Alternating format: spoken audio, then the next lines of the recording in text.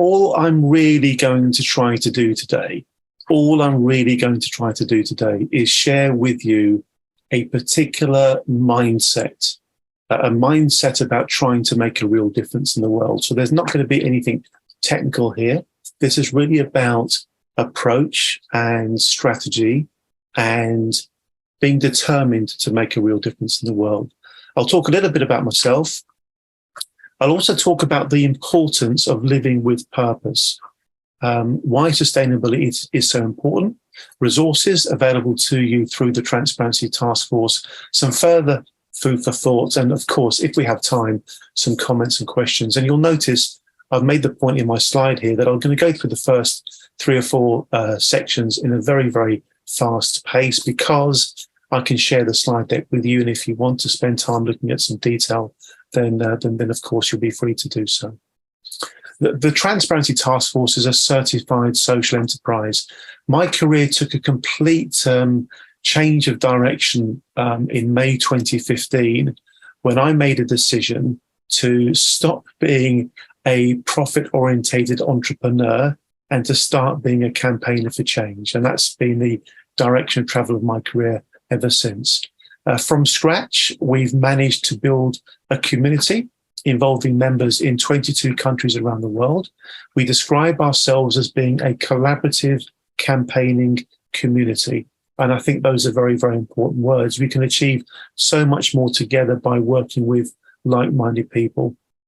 There are 5,500 people in the world. We run 24 groups, including one called Pisces, which I'll come back to later. And our mission statement, as you can see very simply, is to promote ongoing reform of the financial sector so that it serves society better. And implicit within that is the idea that society cannot be served well by the financial sector if the financial sector is not taking care of the planet that society and everything else lives on. In practical terms, we do pretty much everything that a half-decent campaign organisation would and should. We run events, we respond to consultations, we work with parliamentarians, we carry out research, we write white papers, we've written a book, we're occasionally on the TV. We do all the sorts of things that you would imagine a serious and mission-led organisation would. And there's a message in that, really. Some of the things we do work well sometimes, and sometimes they don't. By having a multiplicity of activity, we're able to do so much that there's always something working quite well. And that might be an idea that oikos will look to build into your own sort of strategy for change as time goes by, if you're not doing it already. A real highlight recently, there was a BBC Panorama programme. It was broadcast on August the 16th. It was about one of the investment scam issues that we've been very closely paying attention to. The reason I'm mentioning this is because what we've learned is that to get real change to happen, you need 2 things. You need a damn good argument and you need loads and loads of media publicity. And over the last 6 or 7 years, we've worked hard to cultivate very good relationships with key people in the media. And I think this Panorama documentary is probably the apex of that particular pyramid that we've been climbing. The YouTube version of the program has had over 53,000 views in just a couple of months. And of course, we're really, really pleased with that. Media matters so much. It really does. It multiplies all your other effort. We had our first ever rally, a march in London. We called it the Rally for Better Financial Regulation. There we were outside the Treasury, Downing Street, Parliament, and we used the rally as a very civilized but very public way to voice our concerns about the kind of reforms that were needed. We also run what's called an APPG, and be aware, folks, there is an all-party parliamentary group on sustainable finance, and if you're not already plugged into it, as I'm sure you probably are, then it would be really worthwhile engaging with the all-party parliamentary group on sustainable finance. We run the all-party parliamentary group on personal banking and fairer financial services, and that's an incredibly important part of our strategy because it means we've got a one-on-one relationship with some key parliamentarians, and that's proven to be remarkably important for the work that we do. Violation Tracker. I'll talk about that a little bit more later, but I think Violation Tracker is a wonderful resource for any serious evidence-based campaigner or researcher or academic or activist to make use of. As this slide shows, it's very simply a tool for researching corporate regulatory infringements in the UK. There's also one in the US, and the plan is for there to be something covering many, many countries. But for Brits, you can now go to a single database which has over 68,000 cases of corporate infringements, and you can search it in different ways, as I'll show you a little bit later. It's a great resource, and we run the advisory group for that. Everything we do happens within the framework of what we call our strategy for driving change. And that strategy for driving change is proving to be effective. It's not complicated. As the slide shows, it's about bringing together the thinking of two groups of people, those who have the passion and purpose for the change we want to see, and those who have the power and the position to make change possible. One of those groups on its own is futile, sterile, never going to achieve anything. All you'll end up doing is having conversations with like-minded people that doesn't really go anywhere. But having that combination of people with passion and purpose for change and those who have the power and position to make change possible is a really, really potent combination. And that's what we've been learning over the last 7 years. I talked about purpose. I absolutely love this quotation. It came up when I had my very first ever conversation with Steve, and a conversation I will remember. It's one of the best conversations I've had for years. It really was. We were just sparking off each other. There was great chemistry, great kind of mutual understanding. And this point came up, and I said to Stephen, there's a Mark Twain quote, the two most important days in your life are the day you're born and the day you discover why.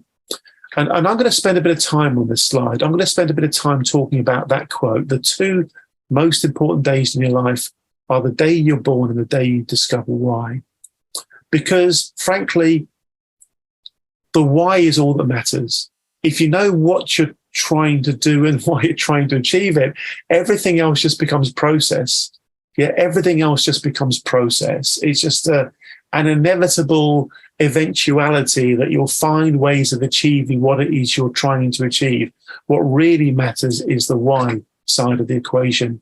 Don't worry too much. I say to myself, don't worry too much about the how or who's going to be involved or those other such questions. But I'm absolutely focused on the why.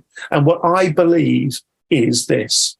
I believe, about as passionately as I could, that the financial services sector is profoundly important to the well-being of society, to economic stability, to political stability, and of course to the well-being of our planet. And I really, really believe that with every molecule in my body, and I'm sure that others I'm speaking to right now may well feel the same way.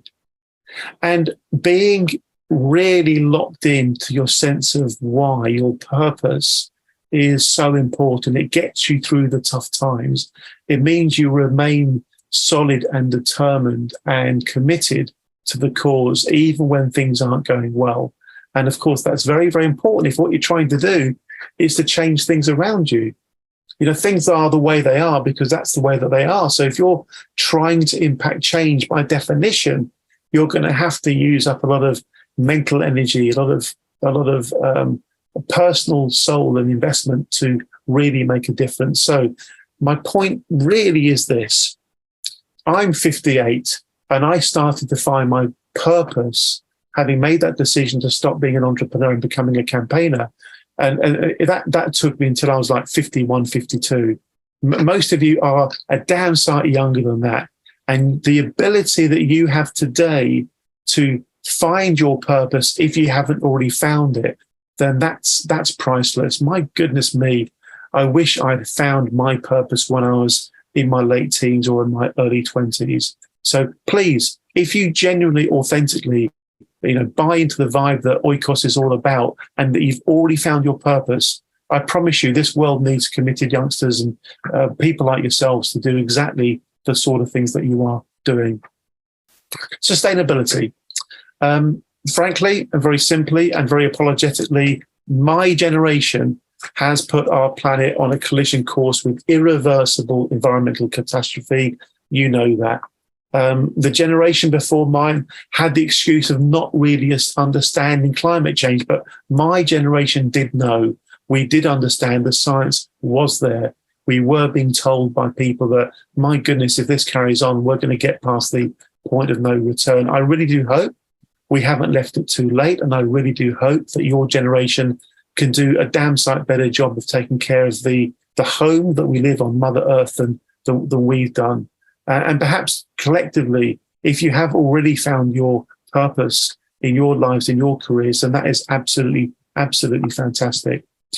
In terms of resources, I mentioned Violation Tracking UK. I'm going to try to show you just one search inside the database that will hopefully help you understand a little bit about what you can do. Are you seeing a violation tracker slide now? Yeah, if I can just check that you are. Thank you very much. So I'll put a link into this in the chat. You'll have my slides in the chat as well. One very simple search you can do is you can go to offence group. Can you see here? And you can search, for example, on environment-related offences, and then you click on search. And within a few seconds, there we go. What was that? A couple of seconds. It will give you the 10 worst offending companies who have been fined the most since the year 2010. Southern Water, Flybe, Monarch, Thomas, Cook, Thames Water, etc. This data is, really useful for anybody that's into corporate governance and understanding which companies are behaving well and which ones aren't. So you've got the top 10 worst offenders there. You've then got the individual penalty cases, starting with the biggest. So in 2021, Southern Water was fined £90 million for environmental violations. And what I'll show you, and this is, believe you me, a really great resource. I'm so pleased to have the chance to tell you about it. If you click on the monetary value, as I'm doing now, if you click on that monetary value, it'll give you a write-up of the individual case, which is fantastic. Now, bearing in mind there are 68,000 cases in here, I hope you can realize this is a really very, very, very valuable resource. And at the bottom, almost always, there's the source of the data. And as academics, as students, you'll understand the importance of only working with credible data. Well, all the data in Violation Tracker is validated because you click on the source of the data and it will take you to the actual specific item, in this case, a statement from the Environment Agency about the fine that was levied against Southern Water. So I do hope you find that useful to know about.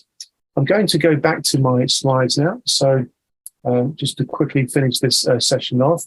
I talked earlier about PICES, PISCES. That's a community within the Transparency Task Force. P stands for purposefulness. I is for impact investing. S is for sustainability. C for climate change. E for ESG. And the last S is for social responsible investing. So we have a group of roughly 300 people in the UK and around the world who have an interest in the exact same things that you have an interest in as well. There are many video recordings of the work that we do, and if I just make sure I'm still seeing you folks, bear with me a second. Yep, I'm just sharing my screen again here. Excuse me, slideshow. There we go. So I've talked to you about Violation Tracker. I've talked to you about PICES. There are many videos we've run of events to do with the green economy, and we also have a weekly newsletter that you can make use of if you wish to. Some final food for thought. And as I said at the beginning, this session is really just about mindset. If we set out to change the world, then having the right kind of mindset to do it is obviously going to help. Margaret Mead, the Transparency Task Force is built around this idea. Never doubt that a small group of thoughtful, committed citizens can change the world. Indeed, it's the only thing that ever has. You're familiar with that one, I'm very, very sure. And when I saw oikos and spoke to Steve, I looked at the website, I thought, crikey, there's a lot of committed people here trying to change the world for the better. And I have to salute everything you're doing. It's wonderful. This is a particularly important quotation from James Baldwin. It's been around for decades, of course. He was a civil rights campaigner. Not everything that is faced can be changed, but nothing can be changed until it is faced. This to me speaks to the point that we are in the last chance saloon, aren't we, in terms of sustainability and climate change and avoiding climate disaster. To me, this quotation says, for goodness sake, let's be brave enough to know how serious it is, and let's behave as though we know how serious it is. Let's shake things up. And this is a quotation that I think about from time to time, particularly if it's tough going. And believe you me, if you want to help change the world a little bit, it will be tough going, at least from time to time. Martin Luther King, if you can't fly, then run. If you can't run, then walk. If you can't walk, then crawl. But whatever you do, you have to keep moving forward. You have to keep moving forward. Our opponents, ladies and gentlemen, our opponents will take satisfaction from knowing that we are stalling or that we are stumbling or that we've given up. We have to react to those possibilities by being profoundly committed and determined. And the really, really wonderful thing about you guys is that you are working collaboratively together internationally to do something that you are quite rightly very, very passionate about. It's been a privilege to have the various conversations I've had so far with Stephen and with various other colleagues. And I hope you got something from that. If I had to summarize it in just a couple of sentences, I'd say this. Please, please, please go mad doing everything you can to fix the planet, because your generation is going to save us. Thank you very much. Thank you.